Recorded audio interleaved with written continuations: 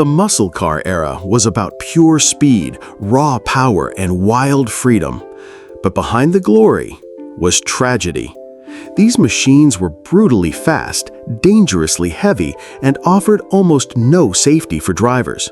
No airbags, no modern brakes, no stability systems, just massive horsepower that too often ended in disaster.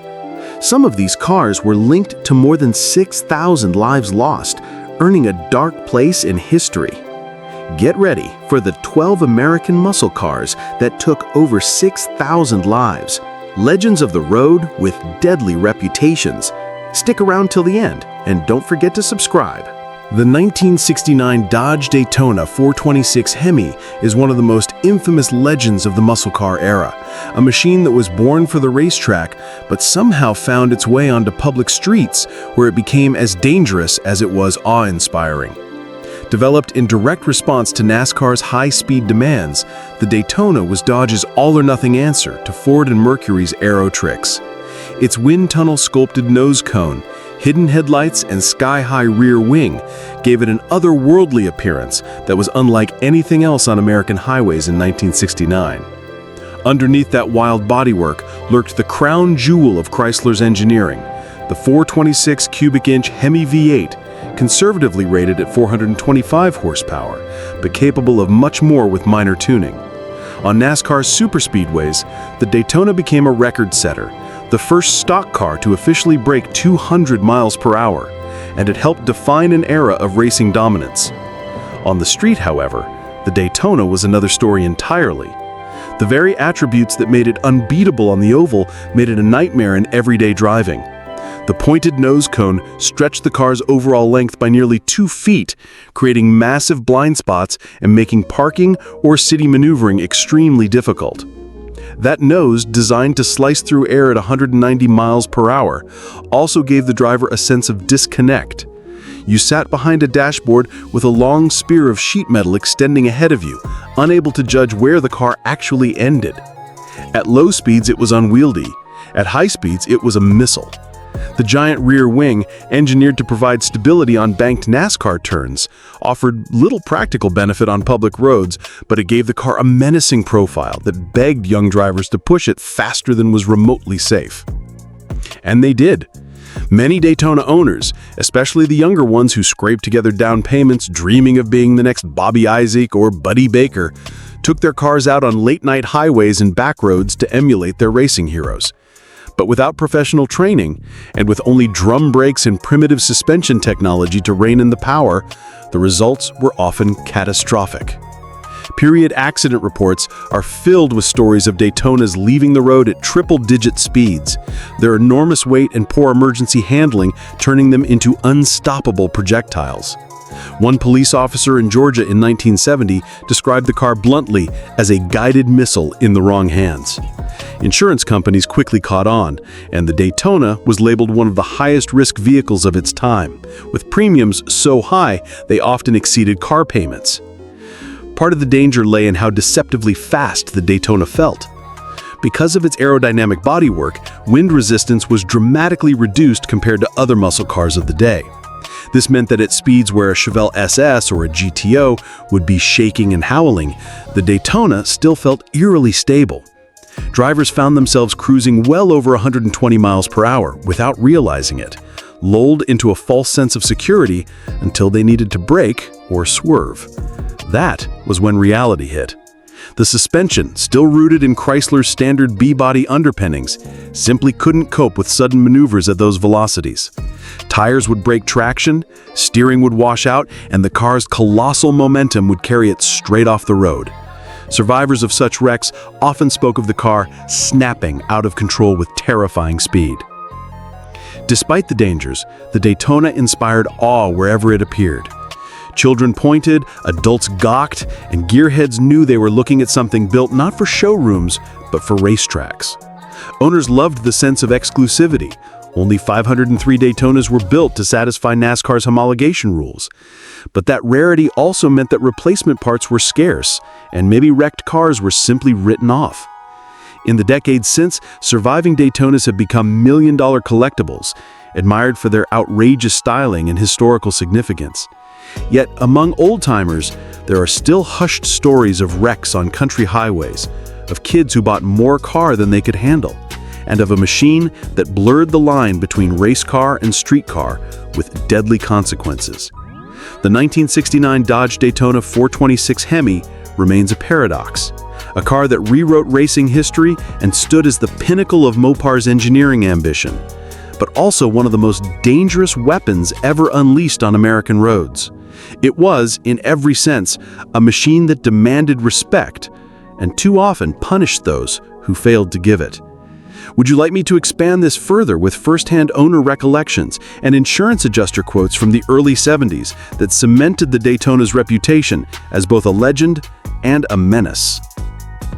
The 1970 Plymouth Roadrunner 440 six-pack is one of those muscle cars that perfectly embodied both the thrill and the terror of the golden age of American horsepower.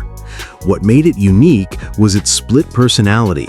On the outside, it wore a cartoon character on its fenders, had a horn that went beep beep, and was marketed with a wink as a fun-loving, budget-friendly alternative to the more upscale GTX or Charger. To a teenager in 1970, the Roadrunner seemed approachable, even playful, like a factory-approved hot rod that didn't take itself too seriously. But underneath that lighthearted image was one of the most violent street machines Plymouth ever unleashed, especially in its 440 six-pack configuration. At the heart of the beast sat Chrysler's 440 cubic inch big block V8, topped with 3 Holley 2-barrel carburetors that worked in a staggered fashion. The center carb handled everyday driving, but the moment you buried the throttle, the 2 outer carbs snapped open and turned the car into a sledgehammer. Officially rated at 390 horsepower, many testers and owners claimed it felt much stronger, with torque peaking near 490 pound-feet. The mid-range hit was particularly brutal. On the highway, cruising at 60 or 70 miles per hour, if a driver mashed the pedal to pass, the secondary carbs dumped fuel and air like a floodgate opening. The rear tires, often narrow bias plies, would break loose even at speed, the car squirming across lanes while the driver fought to reel it back in. One owner later recalled, "You never forgot the first time those outboard carbs opened. It was like a bomb going off under the hood, thrilling and terrifying in equal measure." The Roadrunner's chassis and suspension were nowhere near as sophisticated as the engine under the hood. This mismatch created many of its dangers.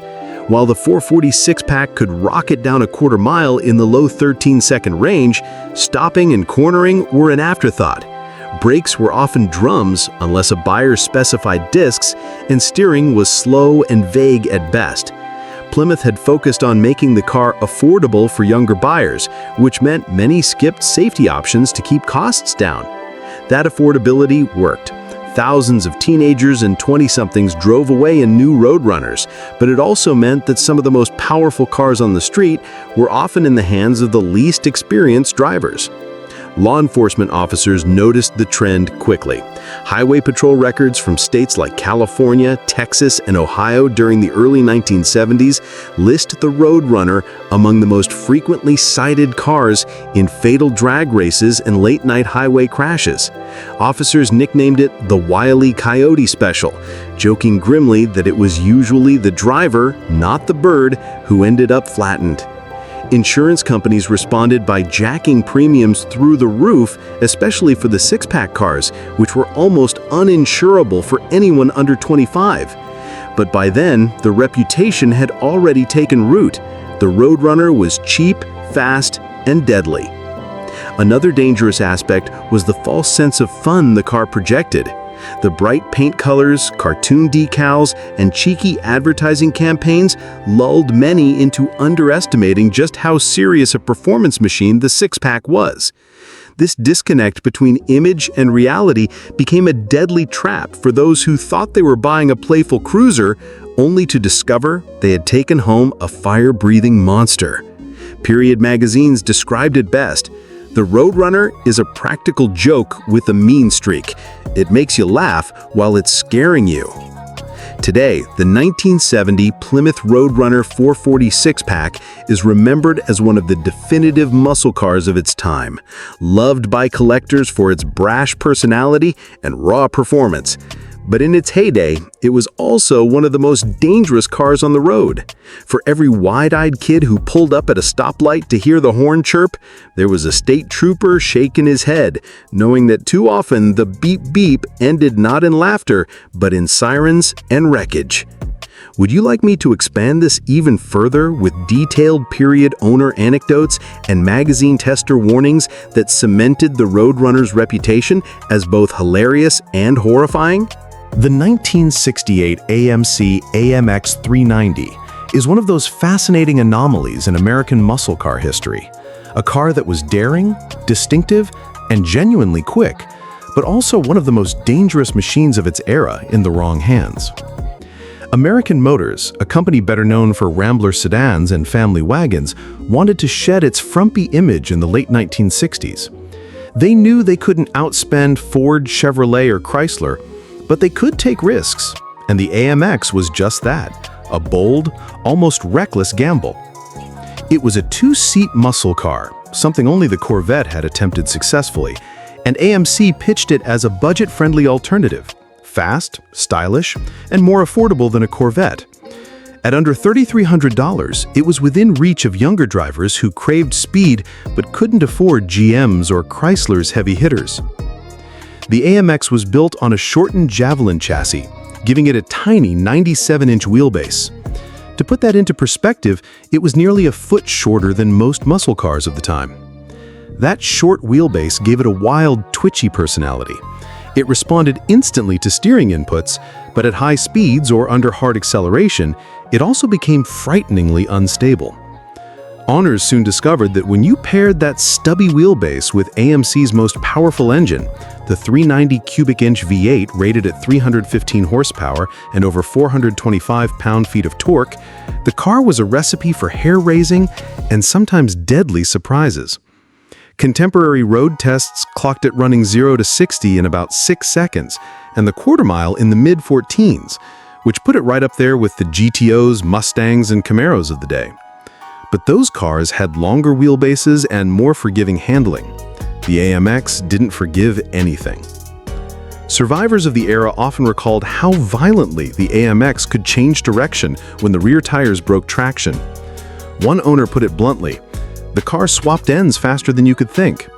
Another described a near-death experience on a wet highway. "It felt like it was trying to spin around me. I wasn't driving it, I was just hanging on." The short chassis and lightweight body meant that the torque-heavy 390 could overwhelm the rear wheels at almost any speed. Even with modest throttle, the AMX had a tendency to fishtail, and inexperienced drivers, particularly the young men who bought it as a cheaper alternative to a Corvette, often ended up losing control. Law enforcement reports from the late 1960s and early 1970s frequently mention AMXs in high-speed crashes. Its compact dimensions and fiberglass body panels only made matters worse in an accident. Where a Chevelle or a Charger at least offered some bulk between driver and impact, the AMX was small and unforgiving. Fatal rollovers and spinouts became all too common. Insurance companies took notice quickly, and AMC found itself fighting the same battle as the Big Three, skyrocketing premiums for buyers of its muscle machines, which hurt sales just as badly as its reputation for instability. Part of the danger lay in the car's deceptive looks. The AMX was stylish but not overly aggressive, and many assumed it was simply a sporty compact rather than a barely tamed street racer. AMC's marketing even leaned into this contradiction, promoting it as both a sports car for the everyman and a muscle car with refinement. In reality, it was more of a hot rod with manners on paper. Test drivers from period magazines often noted how raw the car felt. One review from 1968 warned, "The AMX is for experienced hands only. It will bite back hard if you treat it casually." Yet despite its dangers, the AMX built a cult following. Some drivers loved its volatility, describing it as exciting, alive, and more visceral than anything else on the market. The two-seat configuration gave it an intimate feel, and the power-to-weight ratio made it lightning quick in a straight line. To enthusiasts, the twitchiness was part of its charm. But to the average buyer, it was a car that demanded respect, and too many didn't realize that until it was too late. Today, the 1968 AMC AMX 390 is celebrated as one of AMC's greatest achievements, proof that even the underdog could build a serious muscle car. But in its time, it was feared as much as it was admired. For every driver who mastered its quirks, there were others who learned the hard way that AMC had built a car that could turn from thrilling to terrifying in the blink of an eye. It was in many ways the ultimate underdog muscle car, fast, rare, and unforgettable, but also one of the easiest to lose control of. Do you want me to expand this one even further with magazine tester quotes and period crash statistics to really emphasize how notorious the AMX 390 became among insurance and state highway patrols? The 1971 Pontiac Firebird Trans Am 455 HO was one of those cars that embodied both the glory and the danger of the muscle car era. On paper, it looked like a dream machine, the biggest of Pontiac's big block V8s, the 455 cubic inch high output, rated at 335 horsepower and a staggering 480 pound-feet of torque, dropped into a sleek, aggressive body that looked like it belonged on a racetrack. It was the ultimate version of the second-generation Firebird, at a time when horsepower wars were already starting to feel the pressure of emissions regulations, safety concerns, and an oil crisis just around the corner. Pontiac marketed it as a serious performance car, not a toy, and it delivered ferocious straight-line speed. But what Pontiac engineers couldn't tame, and what insurance companies quickly recognized, was the dangerous mismatch between the Firebird's brute force and its ability to stop or corner safely. The problem began with weight. By 1971, the Firebird Trans Am had grown into a hefty machine. With the 455 HO under the hood, along with its heavy-duty drivetrain, reinforced suspension, and added body structure, curb weight pushed past 3,800 pounds. That would be manageable today with modern ABS, disc brakes all around, traction control, and high-grip radial tires. But in 1971, drivers were still dealing with primitive technology. Front disc brakes paired with rear drums, no anti-lock systems, no stability control, and bias-ply tires that squealed and let go without much warning. The result was a car that could rocket up to triple-digit speeds with frightening ease, but felt overwhelmed when it came time to rein all that speed back in. Owners at the time often told the same story. The Trans Am 455 HO was invincible in a straight line, but terrifying when asked to do anything else. One survivor from the early 1970s recalled, "On the highway, it felt like you were in a jet. Nothing could touch you. But when traffic slowed down ahead, you realized just how much car you were trying to stop, and it scared the hell out of me more than once." Another remembered a friend losing control on a winding country road. He said, "The car didn't just understeer, it plowed like a tractor. He went straight through a corner and wrapped it around a tree. We were lucky to walk away." Police accident reports from 1971 to 1973 showed a disproportionately high number of single-car wrecks involving Trans Ams, many of them fatal. Insurance industry studies even singled out the Firebird, noting that it was overrepresented in single-vehicle fatalities. This meant that, compared to other cars on the road, far more Trans Ams were ending up wrecked without any other vehicle involved. Young men were often the ones behind the wheel, drawn by the car's wild looks, shaker hood, and reputation. But many didn't have the experience to handle nearly 500 pound-feet of torque on skinny tires, and the margin for error was razor thin. The Trans Am's handling quirks came from its balance. With that massive engine sitting up front, the car was nose-heavy, making it prone to understeer. At the same time, the sheer torque meant the rear end could suddenly break loose if a driver mashed the throttle too hard coming out of a corner. Combine those traits with outdated suspension geometry and less than reliable brakes, and the car became unpredictable at the limits. A skilled driver could master it, Magazines of the time noted that, in the hands of a pro, the Trans Am was surprisingly capable. But for the average 19-year-old who bought one secondhand, it was a ticking time bomb. Doctors and emergency responders even had their own nickname for cars like the Firebird Trans Am: weekend killers. Many of the wrecks happened late on Saturday nights after impromptu drag races on highways or back roads. Survivors recalled how common it was to hear about a Firebird wreck in their hometown, often with tragic consequences. The combination of speed, youth, and mechanical limits was simply too lethal. Despite all of this, the 1971 Trans Am 455 HO has gone down in history as one of the greatest muscle cars ever built, partly because of its rarity and partly because of its raw character. Only a few thousand were made, and they represented the last gasp of true big block brutality before emissions regulations and insurance crackdowns strangled muscle cars for good. To collectors today, the danger is part of the allure. It was a car that demanded respect and punished arrogance mercilessly. To put it simply, the 1971 Pontiac Firebird Trans Am 455 HO was a beautiful but deadly contradiction. It looked like a race car, it accelerated like a rocket, and it gave owners a taste of unfiltered performance. But behind the wheel, it was also a reminder that sheer horsepower without balance, braking, or safety could turn any of the most glamorous muscle car into a rolling death trap. Many who drove them in their prime never forgot the fear that came with the thrill, and many families remembered the tragic side of Pontiac's most brutal bird. The 1969 Chevrolet Nova SS396 was one of the purest examples of the muscle car formula taken to an extreme. And for that very reason, it earned a reputation that was as dark as it was legendary. On the surface, the Nova was supposed to be Chevrolet's practical compact, a simple no-frills car aimed at budget-conscious families who wanted affordable transportation. But when Chevrolet's engineers got the idea to cram the mighty 396 cubic inch big block V8 into its lightweight compact shell, the result was something far more sinister than anyone expected. It looked tame compared to a Chevelle SS or a Camaro Z28, but on the street it could eat both alive in a straight line.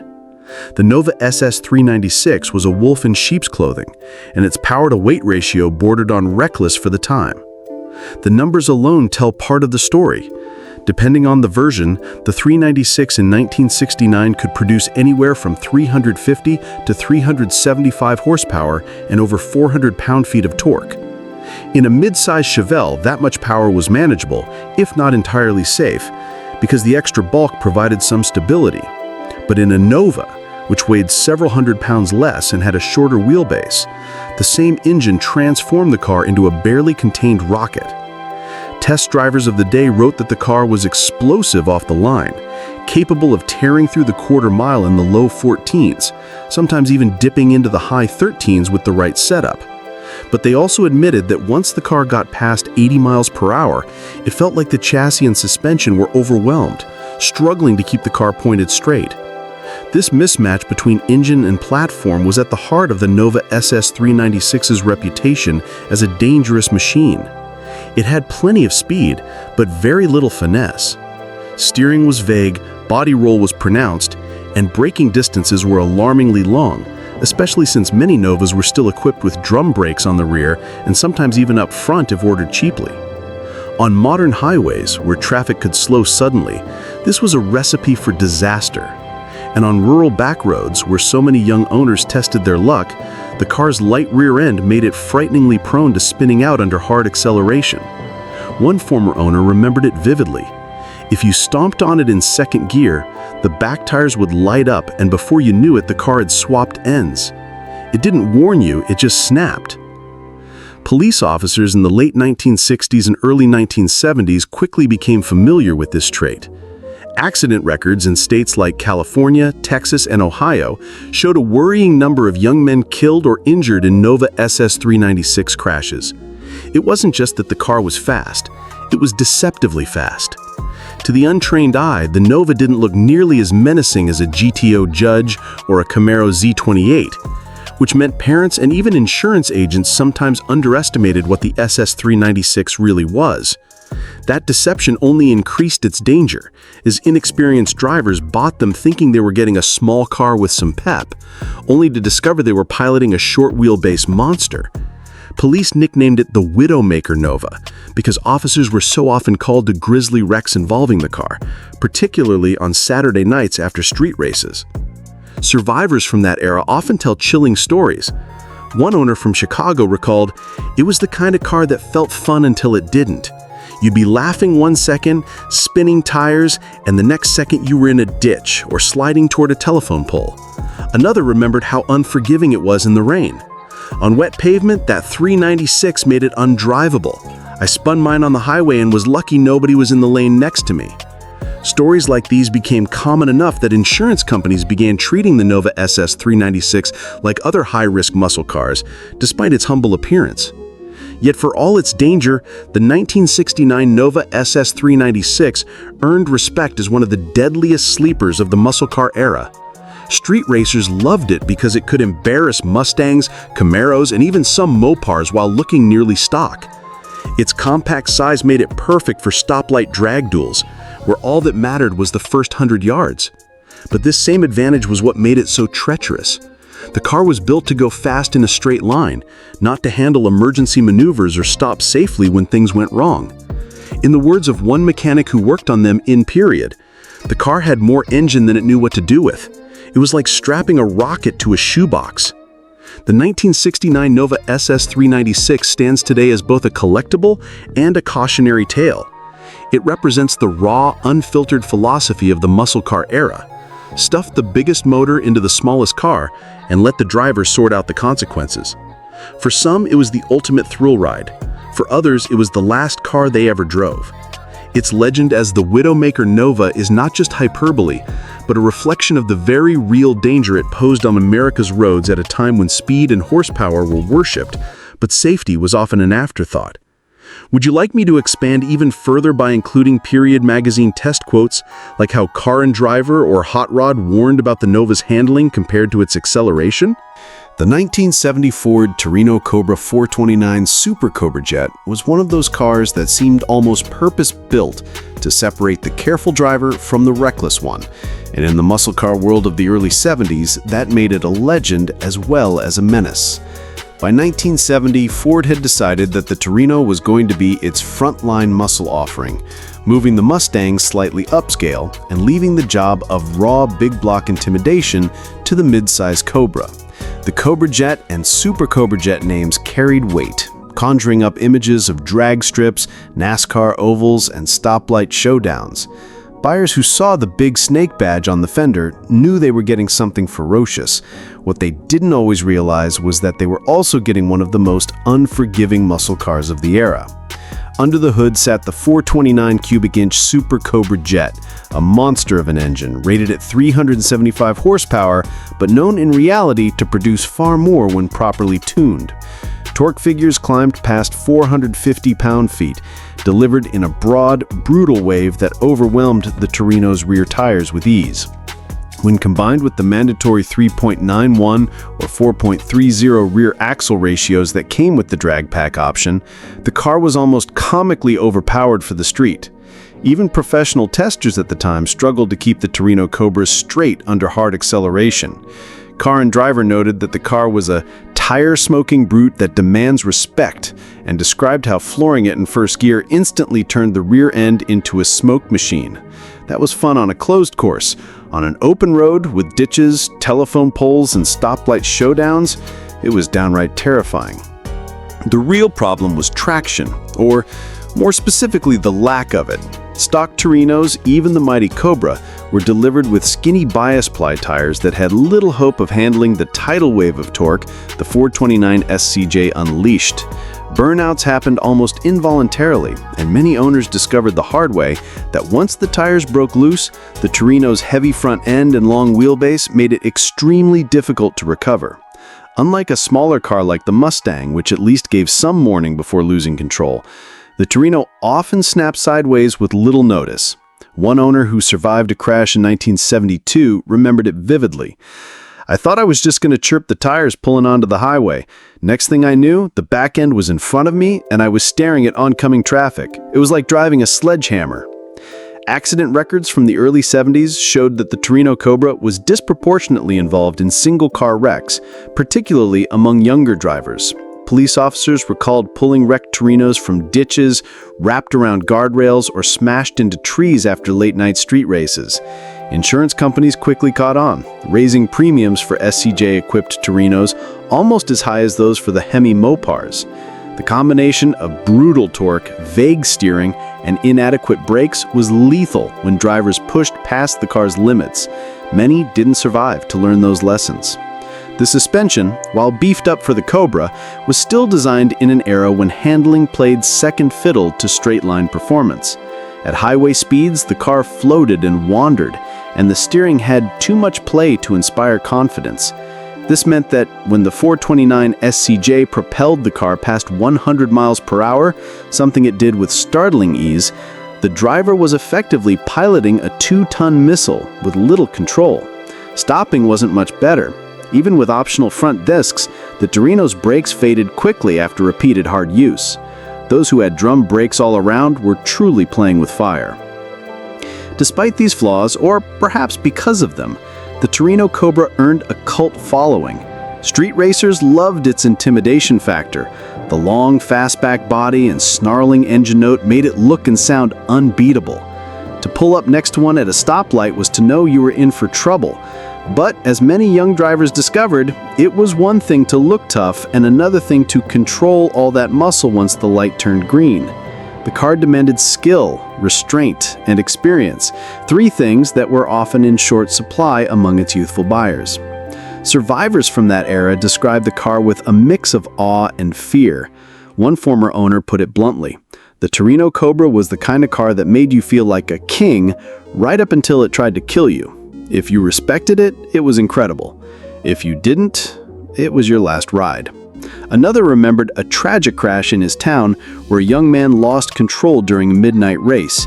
He hit a tree so hard the car folded in half. The cops said the engine was 50 feet away. After that, everyone started calling it the Cobra Bite. Today, the 1970 Ford Torino Cobra 429 Super Cobra Jet is remembered as both one of Ford's greatest muscle machines and one of its most dangerous. It embodied the philosophy of the era: maximum power first, everything else second. On the drag strip, it was a hero, capable of low 13-second runs right out of the showroom. On public roads, though, it was an unpredictable beast. A car that could just as easily deliver thrills as tragedy. For every story of a victorious street race, there was another of a wreck that ended in twisted metal and lost lives. The Torino Cobra 429 SCJ remains a symbol of muscle car excess, a brutally fast machine that offered glory to the skilled and a deadly bite to the careless. Would you like me to expand even further by adding the context of how Ford built the Torino specifically to chase mass car glory and how that racing heritage made it even more dangerous for street use? The 1966 Dodge Coronet 500 Hemi is one of those cars that perfectly illustrates how the Detroit muscle car wars of the 1960s often created machines that were far more dangerous on the street than the average buyer could have imagined. The Coronet itself had long been Dodge's bread-and-butter mid-size car, sold mostly as a sensible sedan or coupe for families and commuters. By the mid-1960s, however, Chrysler engineers were chasing dominance on drag strips and NASCAR ovals, and the famous 426 cubic-inch Hemi engine, designed for racing, needed a home in a showroom car to satisfy homologation rules. The result was the Coronet 500 Hemi, a car that looked like a fairly ordinary mid-size Dodge, but under its hood lurked a fire-breathing monster that transformed the mild family sedan into something closer to a race car. The 426 Street Hemi, introduced in 1966, was rated at 425 horsepower and about 490 pound-feet of torque, though most enthusiasts knew those numbers were deliberately conservative. The engine had massive heads with hemispherical combustion chambers, dual 4-barrel carburetors, and a bottom end built to withstand prolonged high RPM punishment. In other words, it was an engine that belonged on a drag strip or Daytona's high banks, not in the hands of a young buyer cruising city streets. Dodge did little to soften the beast for street use. The clutch was brutally stiff, requiring a strong left leg just to crawl in traffic, and the idle was rough and lumpy, making the car feel on edge even at a stoplight. Owners described the car as angry or impatient, as if the Hemi itself resented being reined in by the mundanity of civilian roads. The driving experience was nothing short of intimidating. When the Hemi came on cam and the dual carburetors opened up, the Coronet surged forward with such violence that the rear tires, narrow bias ply rubber by modern standards, simply couldn't cope. Wheel spin was constant, and the rear end had a nasty tendency to break loose without warning. A driver who didn't anticipate the car's ferocity often found themselves facing the wrong way in traffic or sliding into a ditch. One former owner summed it up simply: "You didn't drive the Hemi Coronet, it drove you. If you weren't ready, it decided the outcome." The brakes were another glaring issue. Although Dodge offered front disc brakes as an option, many Coronets were sold with drums all around. With nearly 4,000 pounds of weight and an engine that could easily push the car into triple-digit speeds in seconds, the brakes faded after just one or two hard stops. More than a few drivers discovered too late that slowing the Coronet from highway speeds was a test of willpower and luck as much as mechanical ability. Police officers in the late 1960s recalled a disturbing trend of young drivers in Hemi-equipped Coronets losing control on highways. The aftermath, often a twisted hulk of metal and a fatality report. What made the Coronet Hemi particularly deceptive was its appearance. Unlike the flamboyant Charger or the Roadrunner that followed, the 1966 Coronet was understated, almost plain. To the uninitiated, it looked like any other family Dodge. Squared-off body lines, conservative trim, bench seats available inside. That sleeper quality drew in buyers who thought they were getting a usable, everyday car with some added punch. What they actually got was a car that idled like a dragster, ate through gas and spark plugs at an alarming rate, and could turn a careless maneuver into a disaster in seconds. Many owners who had dreamed of glory quickly realized they had bitten off more than they could chew. One survivor remembered a local man who bought one new in '66 and wrapped it around a telephone pole within 2 weeks. "We all said the same thing. He bought a race car, not a car," the man recalled decades later. Contemporary road tests reflected the same duality. Motor Trend praised the Coronet Hemi's astonishing acceleration. Quarter-mile times in the low 14s were possible right off the showroom floor, but warned readers that the car was not forgiving. Reviewers complained about heavy steering, poor visibility over the squared-off hood, and brakes that simply weren't up to the job. One magazine quipped that the Coronet 500 Hemi was a car for people with strong legs, quick reflexes, and excellent insurance coverage. The mortality rate of Hemi Coronets was disturbingly high, and insurance companies quickly flagged the engine option as one of the riskiest in the industry. Premiums skyrocketed, which further limited the car's appeal to only the most determined enthusiasts. Dodge sold just over 700 Hemi Coronets in 1966, and the combination of their rarity and their deadly reputation has made surviving examples highly collectible today. Many that were built never lived long enough to become classics. They met their end in fiery accidents, abandoned in junkyards, or parted out after catastrophic wrecks. In hindsight, the 1966 Dodge Coronet 500 Hemi represents both the glory and the danger of the golden muscle car era. It was a plain-looking sedan that concealed one of the most ferocious engines ever built, a car that could humble nearly anything else on the road, but demanded skill and respect in return. For those who mastered it, the Coronet Hemi was unforgettable. For those who underestimated it, it was often fatal. Owners from the era still recall it with a mixture of fear and awe, a reminder of a time when Detroit sold racing engines to anyone with a checkbook, regardless of whether they had the experience to handle them. The 1971 Chevrolet Monte Carlo SS454 is one of the most fascinating contradictions of the muscle car era. A car that combined personal luxury with raw, unfiltered power in a package that was far heavier and more intimidating than most buyers realized. When Chevrolet released the Monte Carlo in 1970 as its answer to the personal luxury coupe trend, designed to compete with the Ford Thunderbird and the Buick Regal, few imagined that within a year, enthusiasts could order it with the 454 cubic inch big block V8, capable of producing over 360 horsepower and an eye-watering 500 pound-feet of torque.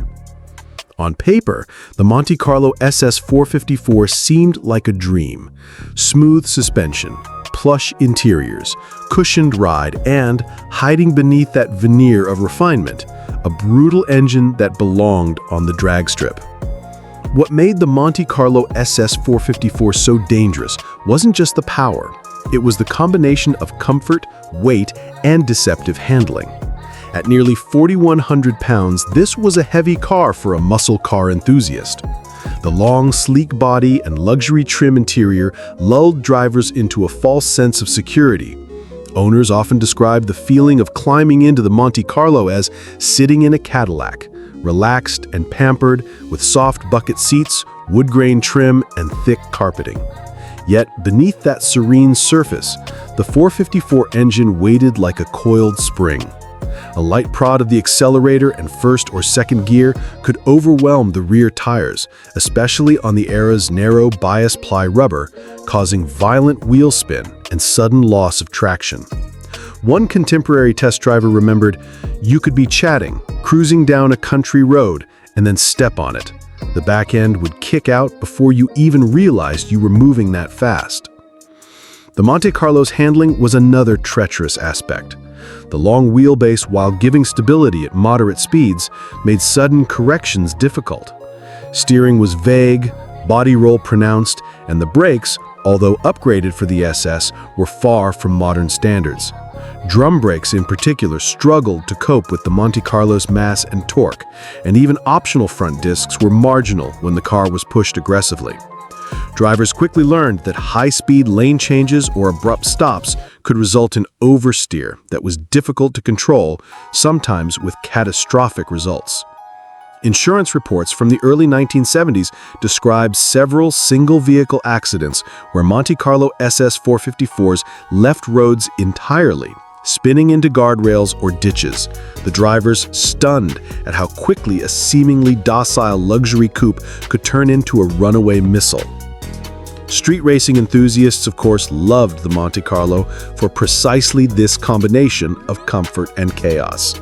Its long hood, flowing lines, and big block power made it a sleeper in a sea of Chevelles, Camaros, and Mustangs. At stoplights, the SS 454 could leave many of its lighter rivals in the dust, producing straight-line times that belied its mass.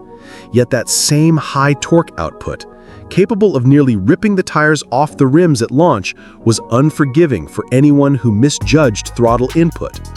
Owner accounts recall moments where one touch of the gas in second gear and the car was fishtailing across the asphalt, sometimes resulting in bent fenders or worse. The Monte Carlo SS 454 also carried a psychological edge. Drivers were lulled into overconfidence by the car's luxury trappings. The plush interior, comfortable ride, and subdued styling suggested a safe, easy-driving personal coupe. But the instant the engine roared, all of that reassurance evaporated. Police reports from the era frequently referred to it as a car that tricks you into driving too fast, noting the number of inexperienced drivers who misjudged its acceleration potential. One young driver in Ohio recounted a crash on a rural highway. "I thought I was just having a bit of fun. Next thing I knew, I'd spun the car into a tree." That car doesn't warn you, it just does it. Despite its dangers, the Monte Carlo SS 454 has become a highly sought-after classic precisely because of this juxtaposition of luxury and lethal performance. Survivors from the 1970s speak with awe of its capability, praising its torque-laden engine, smooth ride, and ability to dominate straight-line races while seated in comfort. Yet, every anecdote is tinged with caution, a reminder that the Monte Carlo SS 454 demanded respect, not bravado. Its legacy is one of deceptive power. A car that could provide high-class cruising and drag strip performance, but only if the driver understood that beneath the luxury veneer lurked a beast capable of spinning its unwary pilot into disaster. In essence, the 1971 Chevrolet Monte Carlo SS 454 was a car of contrasts: elegance and aggression, comfort and terror, refinement and raw force. It was a statement by Chevrolet that luxury and muscle could coexist, but only for the skilled, experienced driver. For those who underestimated it, the Monte Carlo SS 454 was nothing less than a masterclass in controlled chaos, a car that could seduce, terrify, and thrill, often in the same moment. If you want, I can expand even further to include period test quotes from Car Life and Motor Trend, highlighting exactly how journalists of 1971 warned readers about the Monte Carlo SS 454's deceptive handling. The 1967 Plymouth GTX 440 Super Commando represents a fascinating paradox in the golden era of muscle cars. It was marketed as a refined, upscale performance vehicle, yet under its hood lurked an engine so powerful that it could overwhelm even experienced drivers. Plymouth coined the GTX the gentleman's muscle car, and on paper the concept made sense. A mid-size body with tasteful trim, bucket seats, optional rally gauges, and subdued styling that didn't scream street racer. It was muscle wrapped in respectability. Buyers could cruise in comfort while secretly enjoying a car capable of extraordinary acceleration. But the reality of the 440 Super Commando engine made the term gentleman almost ironic. The 440 cubic inch V8 with a 4-barrel carburetor in the standard Super Commando form produced roughly 375 horsepower, and with the rare 6-barrel 6-pack setup, the output could exceed 390 HP. This engine generated massive torque from low RPMs, making the GTX incredibly fast in straight lines, but highly unpredictable in corners or on wet surfaces. A casual accelerator press could instantly break traction, causing the rear end to step out. Owners frequently recalled that the GTX didn't just move, it lunged, and that any attempt to muscle the car beyond its limits required nerves of steel. On rainy or slick roads, the wide tires of the era provided far less grip than today's modern rubber, and the suspension, stiff for stability at high speeds, transmitted every bump into potential instability. Insurance companies quickly noticed the consequences of the GTX's raw power. Statistics from the late 1960s listed the 440 Super Commando among the highest-risk cars to insure. Its combination of acceleration, torque, and heavy body meant that young or inexperienced drivers were particularly susceptible to losing control, especially during quarter-mile challenges or spirited highway runs. Accident reports frequently described single-car rollovers and collisions caused by spinouts on curves that seemed mundane in slower cars. One insurance adjuster described it bluntly: "You could pay top dollar for a Plymouth GTX, but you were also buying a ticket to the emergency room if you weren't careful." Beyond the raw danger, the GTX was deceptively refined. Inside it was a plush environment. Thick carpeting, comfortable seating, and elegant dashboard layout made drivers feel in control. Yet the moment the accelerator was pressed, all illusions of refinement vanished. The car would surge forward violently, and if the driver wasn't anticipating the torque, the rear end could swing with alarming suddenness. Contemporary road tests highlighted this duality. Journalists praised the GTX's effortless quarter-mile speed, smooth V8 performance, and even comfort on long drives, but warned repeatedly that this was not a car for novices. One reviewer from Car Life in 1967 remarked, "The GTX will charm you with its quiet demeanor and elegance, then bite the unwary in the blink of an eye."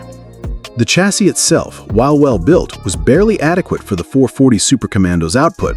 Drum brakes were standard with optional front discs, yet stopping distances remained long, especially when the car was pushed hard.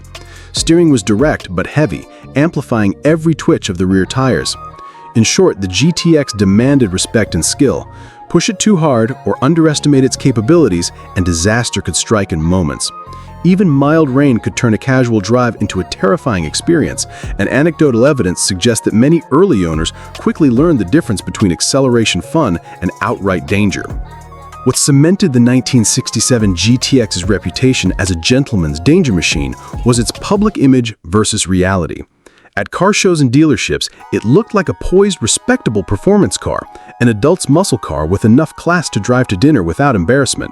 But anyone who slipped behind the wheel soon realized that this veneer masked a ferocious performer, raw torque, explosive acceleration, and the occasional betrayal of its rear axle. Owners from the era often described it as seductive and lethal in equal measure, a car that demanded careful handling and respect. Today, surviving 440 Super Commando GTXs are highly collectible, appreciated for their unique balance of comfort, styling, and brute force. Yet their legacy remains a cautionary tale. The gentlemanly exterior could lure drivers into overconfidence, and the car's tremendous power meant that only skilled hands could truly exploit it safely.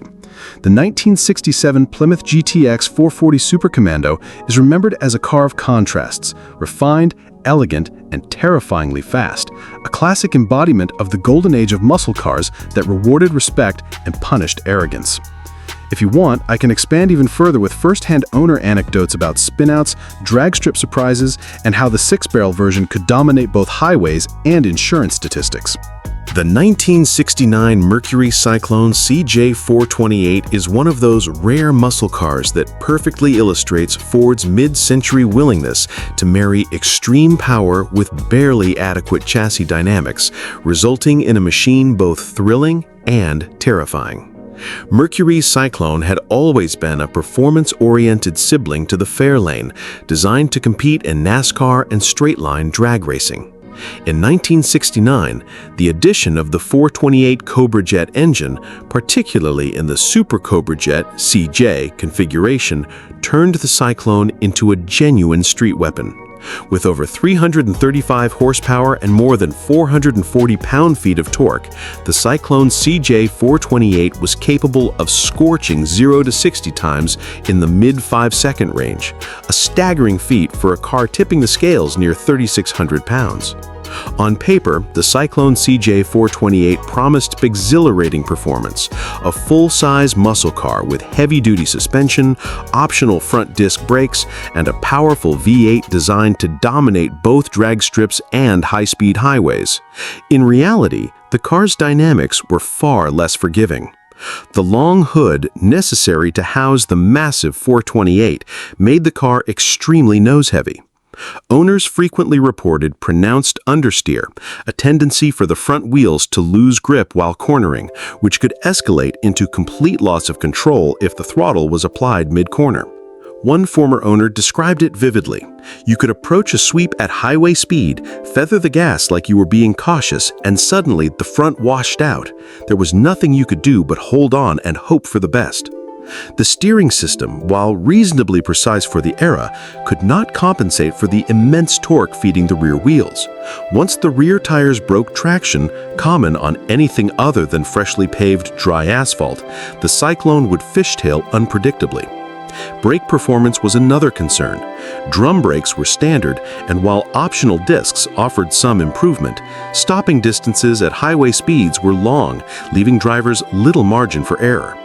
Even experienced muscle car enthusiasts noted that the Cyclone CJ428 demanded full attention, unlike lighter cars like the Mustang or Camaro, which allowed more room for driver error. High-speed handling incidents were not uncommon. Insurance reports from the late 1960s indicated that the Cyclone CJ was overrepresented in single-vehicle accidents, particularly on winding roads or during spirited highway runs.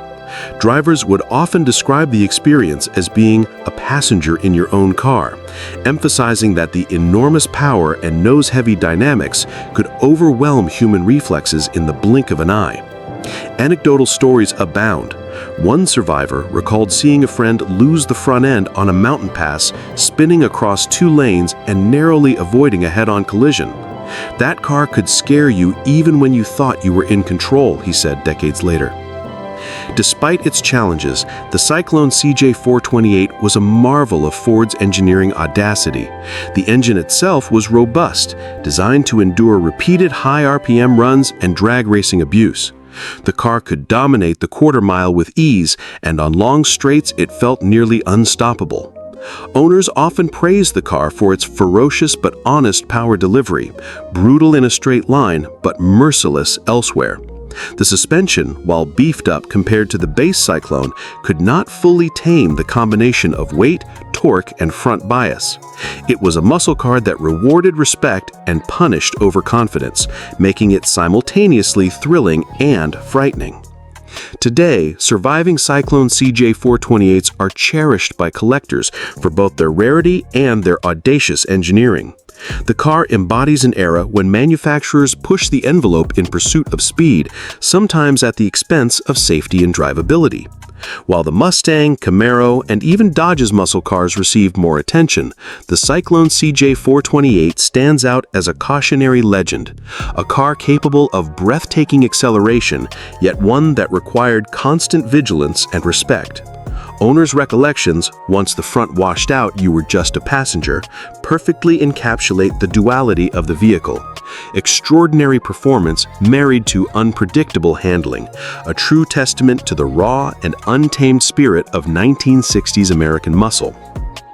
If you want, I can expand this further with comparisons to contemporaneous drag strip rivals and anecdotal stories from NASCAR-adjacent test drivers showing just how unforgiving the Cyclone CJ428 could be even for professional-level drivers. The 1970 Buick Riviera GS455 Stage 1 is one of those rare American cars that straddled the line between luxury cruiser and muscle car nightmare.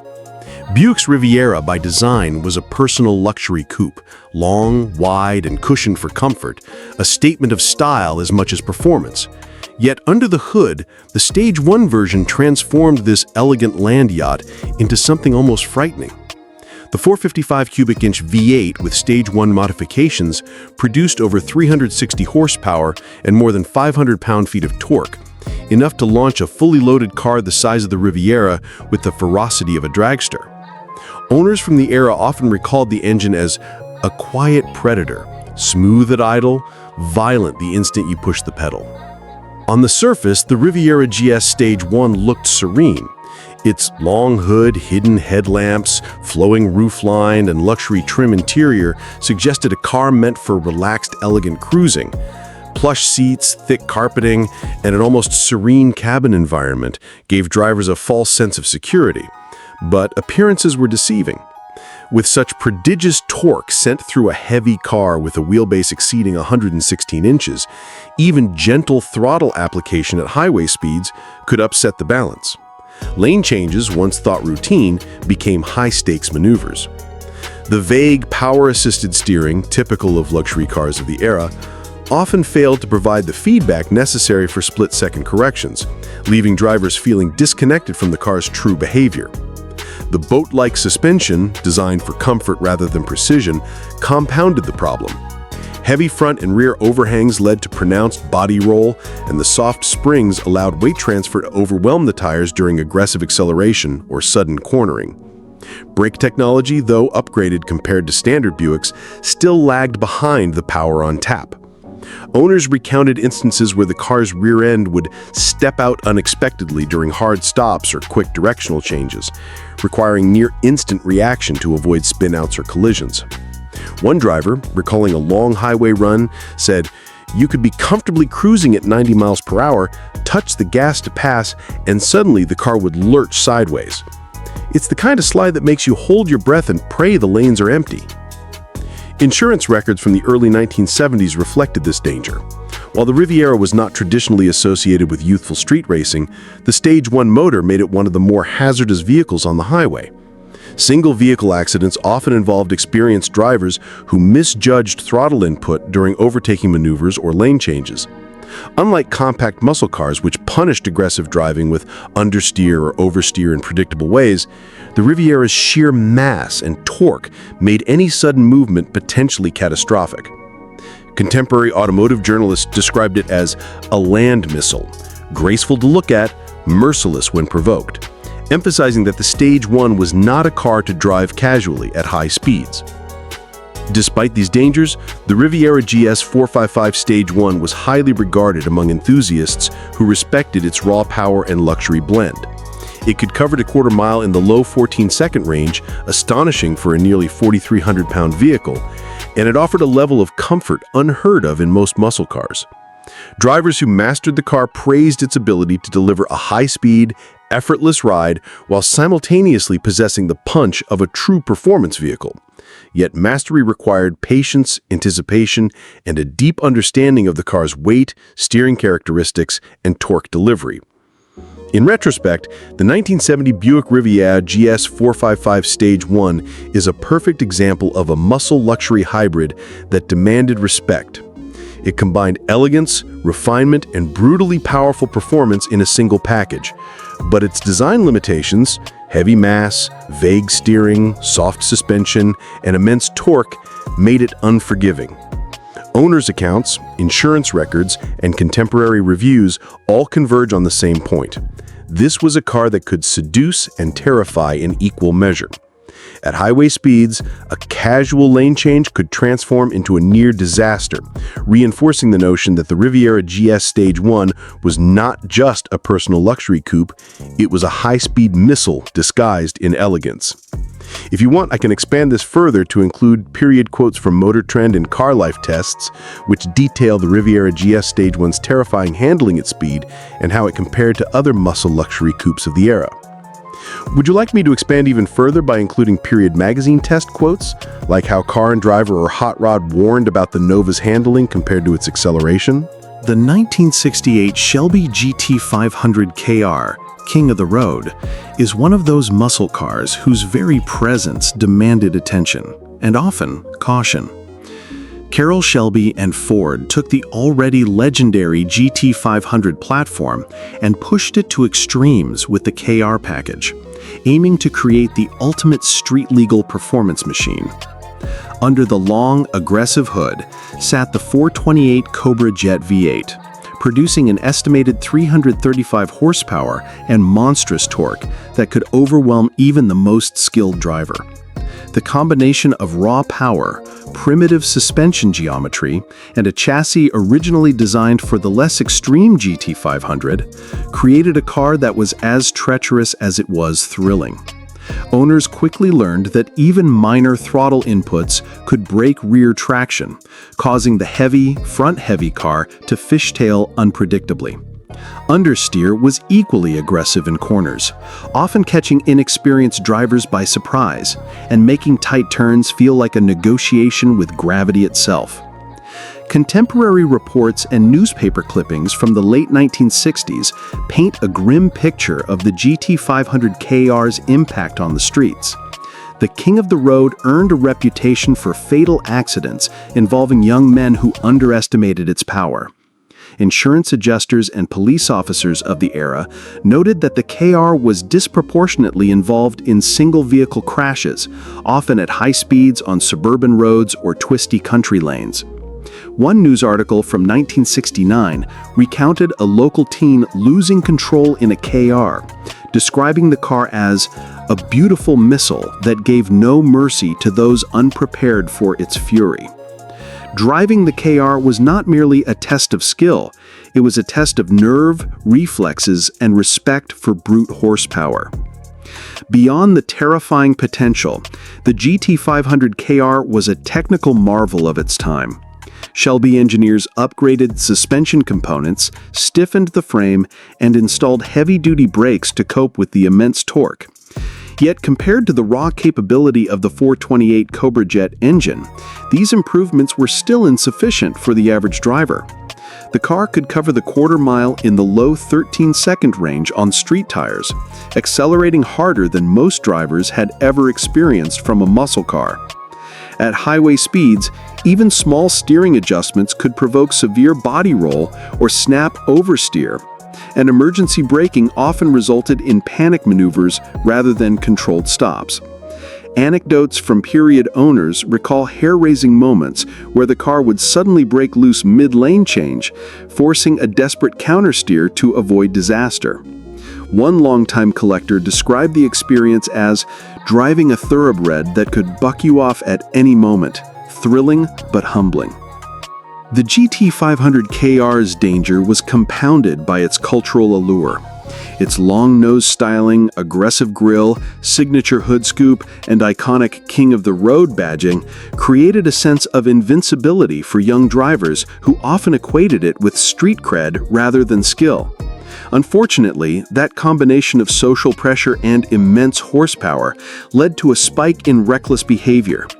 High-speed spins, rear-end collisions caused by sudden tire breakaway, and highway incidents were frequently reported in local papers, cementing the car's notorious reputation. Ironically, while Carroll Shelby intended the KR to be a masterful blend of style and performance, its real-world operation highlighted just how far muscle cars had outpaced driver capabilities in the late 1960s. Yet, despite its lethal potential, the GT500 KR has become one of the most celebrated and collectible muscle cars of all time. Its rarity, historical significance, and performance pedigree make it highly sought after by enthusiasts who understand both its beauty and its danger. The car represents a moment in automotive history when manufacturers and tuners prioritized raw, unfiltered power over safety, trusting that drivers could rise to the challenge or, in many cases, paying the tragic price for overconfidence. Owners and historians alike emphasize that driving a KR demands respect. It is not a car for the casual enthusiast, but for those who appreciate the sheer audacity of American muscle at its peak.